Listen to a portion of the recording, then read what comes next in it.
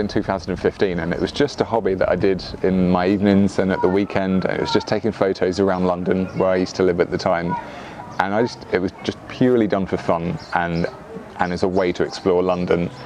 And what it's now evolved to is that it's my full-time job. I get to come to beautiful places like this. I get to work with amazing brands and tourism boards and destinations, and I think that's just something that, yeah, that's the most amazing thing about all of the whole experience of this, is that it just turned from what was basically a bedroom hobby into this and what I get to do now. So it usually starts with finding a building or a piece of architecture or a landscape, and then sort of trying to develop ideas or things that I could play with within that scene. Sometimes though, I do have an idea for something, and then I go looking for like the perfect building or the perfect landscape, the perfect environment to play with. But yeah, usually it's I'll see a building and there's something about that at the back of my head, I'm like, yeah, I can do something with that, I can play around with that. And then it's sort of just letting that idea slowly evolve until I come up with something that makes me go, yeah, got it.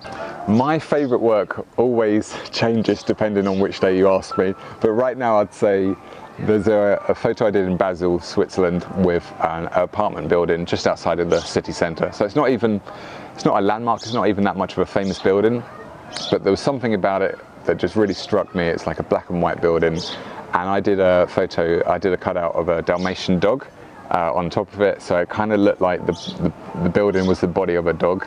And I'm really happy with that photo because I love dogs, and it's just I think it's one of my favourite pieces. All these amazing angles, especially from the hills looking down to the sea, is gorgeous, but I think the walk, it's sort of behind me actually, the walk to Serenity Beach, it's like a 20-minute walk or so, and you see this beach and then you look over the sea, and there's sort of like a forest, especially if you go at nearly sunset when you got that golden hour sort of glow going on. It's beautiful there, so that's definitely I'm gonna definitely get some photos over there whilst I'm here.